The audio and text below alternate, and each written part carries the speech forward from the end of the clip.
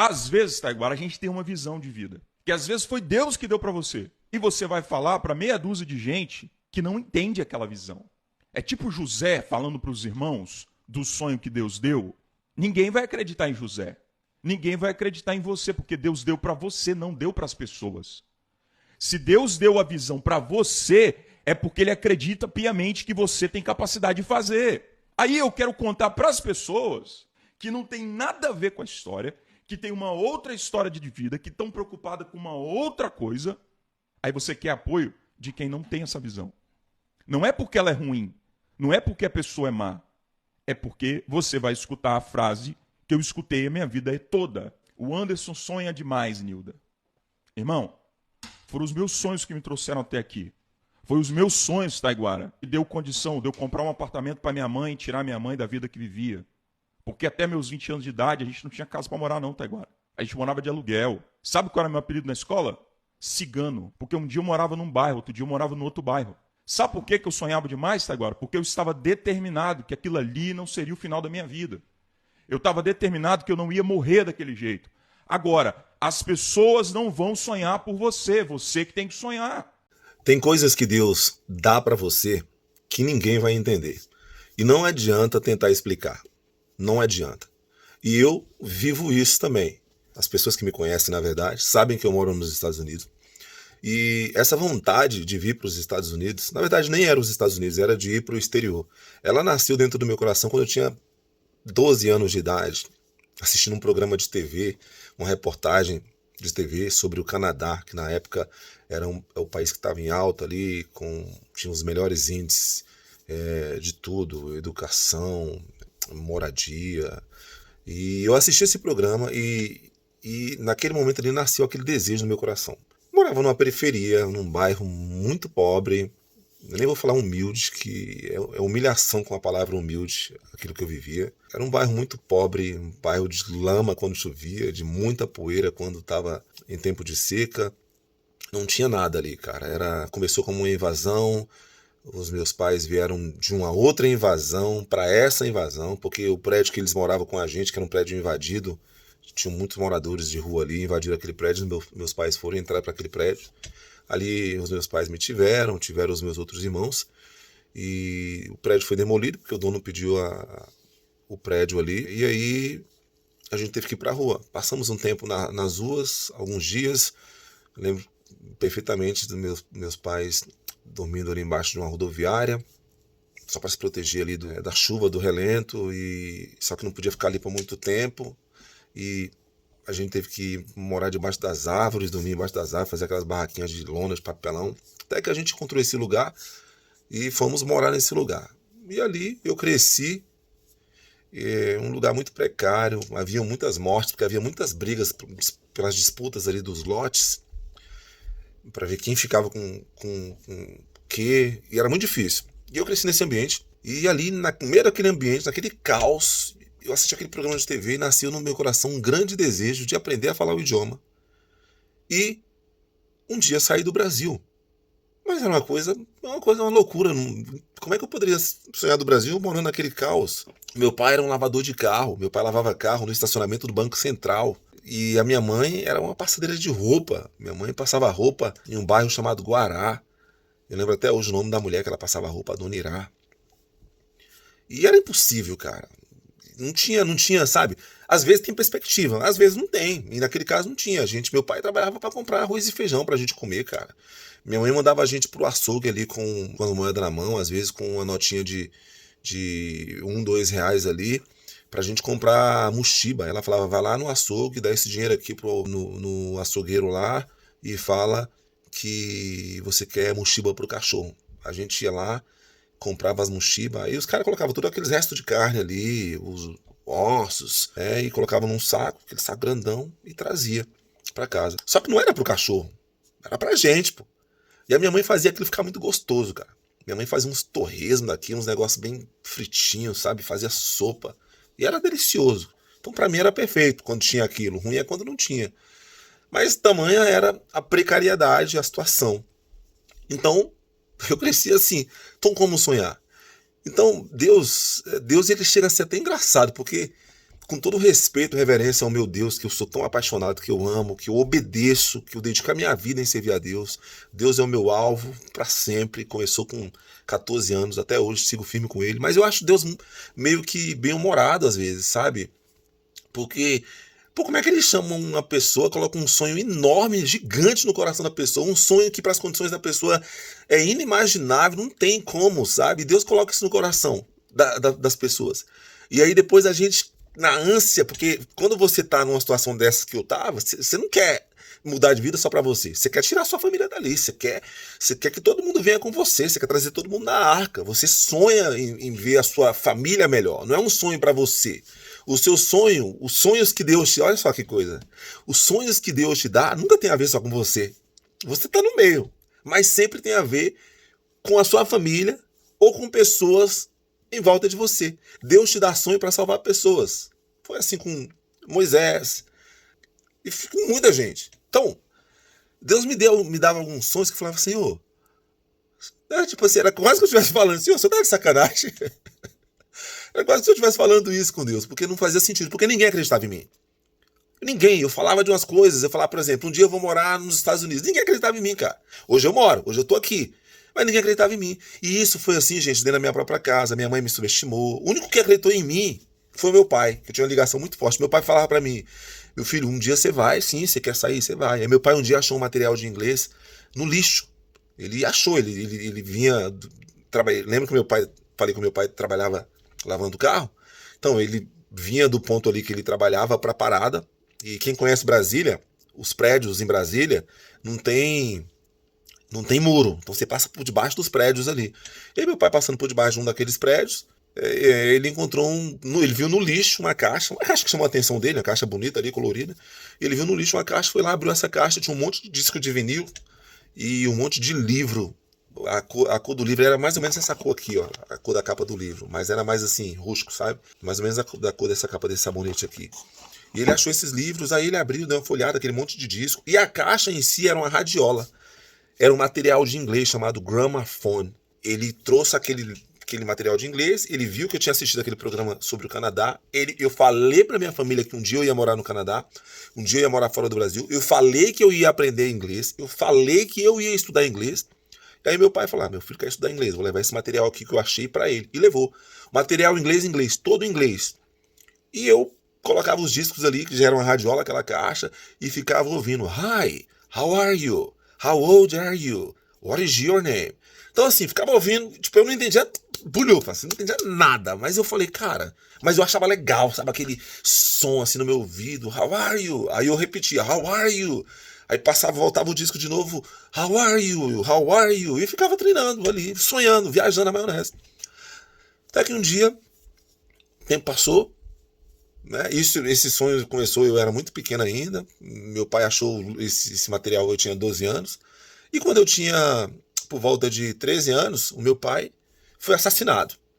E eu fiquei ali vivendo uma depressão muito grande. Fiquei arrasado, porque meu pai era meu amigo. E meu pai era um salafrário, viu? Meu pai não valia R$1, cara. Meu pai batia na minha mãe. O meu pai, ele fumava maconha.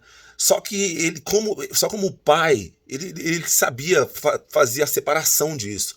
Ele era um péssimo esposo, mas ao mesmo tempo ele era um bom filho, um bom pai. É difícil até de explicar isso, porque eu odiava ele pelo fato de ele bater na minha mãe, mas eu amava pelo fato de ele ser cortês, gentil comigo. Ele nunca me bateu, ele era um cara, pro estudo que ele tinha, ele era um cara culto, ele sabia ler, sabia escrever, ele me ensinava, ele me injetava ali esperança nos meus sonhos, e ele me dava muitos conselhos, ele nunca vinha me rechaçando sobre coisas que eu queria. Eu poderia falar para ele, pai, eu quero construir um navio maior que o Titanic. Ele falava, meu filho, é possível, você vai conseguir, você vai ser melhor que o papai. Então meu pai era esse cara, então ele tinha o meu coração. Mesmo eu não concordando com o que ele fazia com a minha mãe e tudo mais. E quando eu perdi meu pai, meu mundo acabou, meu mundo desabou. Mas aí, nesse meu tempo, Deus me salvou, eu me viciei em algumas drogas, cigarro, né? Fui viciado em cigarro, fumei algumas drogas. Nesse meio tempo, uma família veio, me convidou para ir para a igreja. Eu fui para a igreja bem no dia que eu ia vingar a morte do meu pai, estava com a arma na cintura, inclusive. Disse sim, fui para a igreja. Ali na igreja, eu comecei a dar alguns passos para mudar a minha vida. E E aí eu conheci um casal que hoje são grandes amigos meus.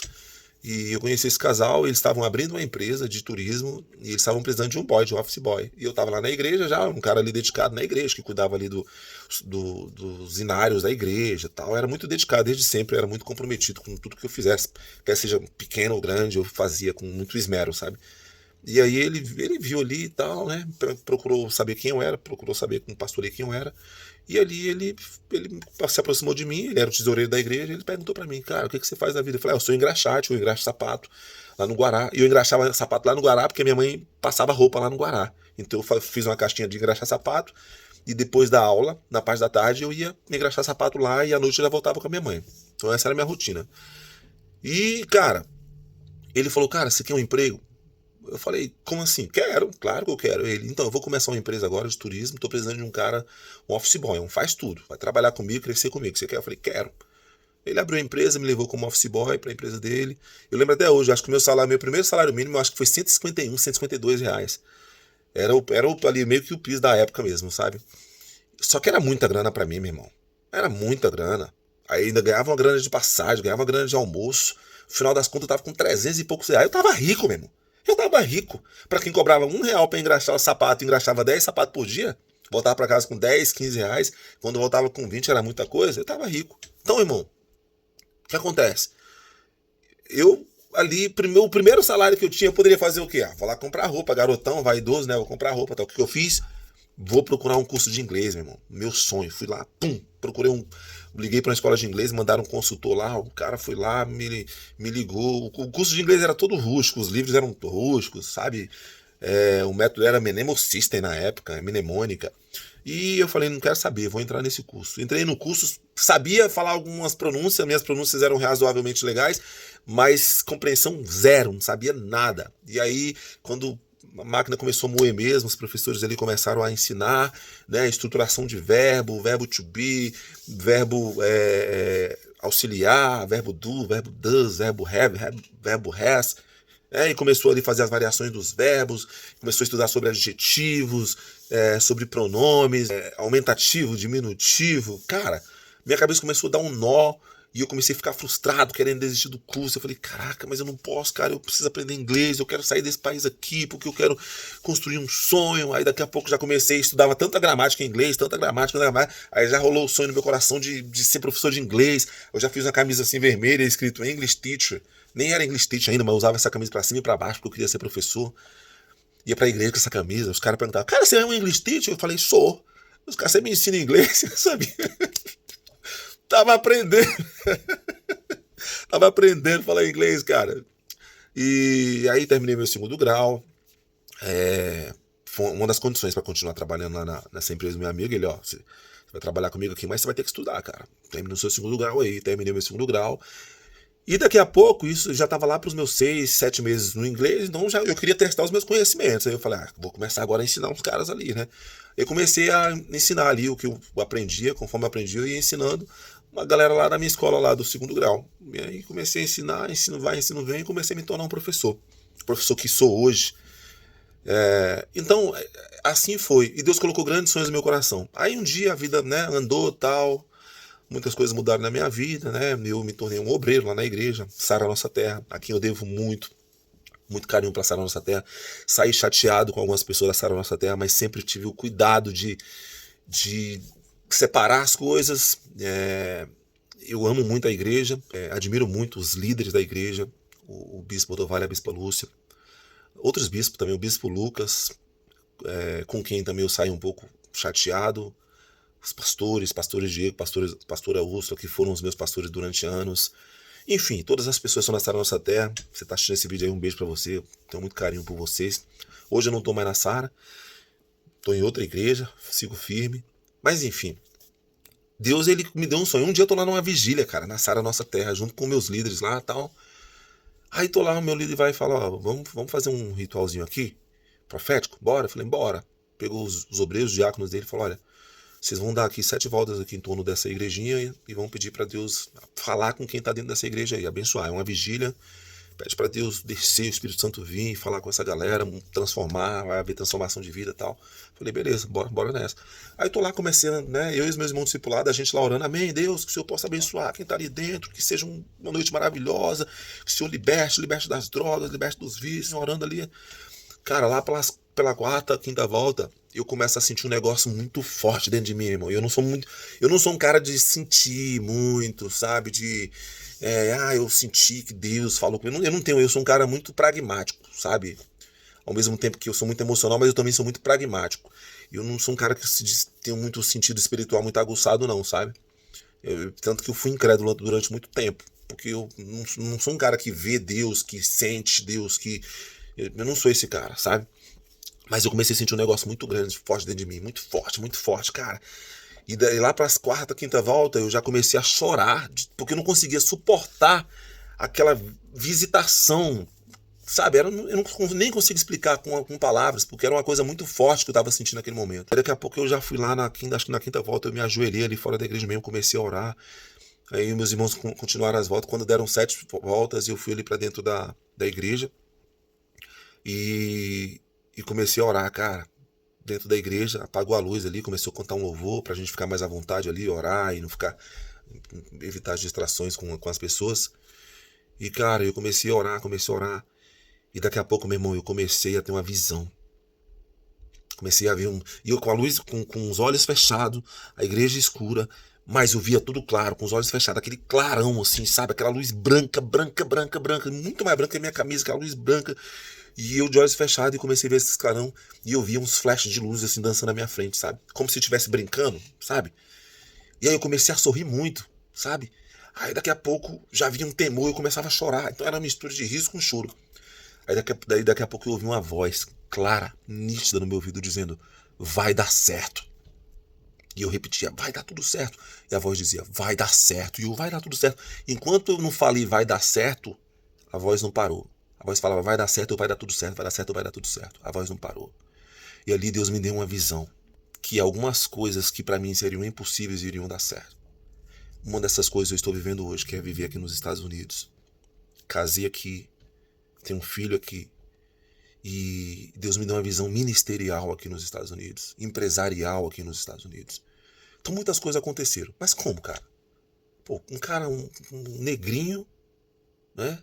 Lá da favela, que era discriminado, vivia um monte de situação, hoje está aqui nos Estados Unidos. Hoje vive uma visão ministerial. Fui preparado na Sara Nossa Terra, me tornei diácono, fui à minha escola e hoje eu estou aqui vivendo isso. Como se explica isso? Eu não sei, meu irmão. Eu não sei. Deus faz. Falei pra você que Deus, ele parece meio humorista às vezes. Ele faz. A Bíblia diz que Deus usa as coisas loucas desse mundo para confundir as sábias. Ele faz. Como eu cheguei até aqui, eu não sei. No meio do caminho, eu perdi 2 irmãos meus. Um foi assassinado e o outro eu nem sei de que morreu. Eu perdi 2 irmãos e um está preso. Eu fui salvo. Eu cheguei até aqui. Deus fez, Deus está fazendo e tem muito mais para fazer no futuro. E você vai ouvir falar daquilo que Deus tem feito na minha vida. Então, pega essa palavra, coloca no teu coração, crê em Deus, não desista dos seus sonhos, qual seja o seu sonho. Não importa qual seja o seu sonho. Deus tem muita coisa para você. Creia nele, confia nele e siga firme. Que Deus te abençoe. Até a próxima história. Valeu.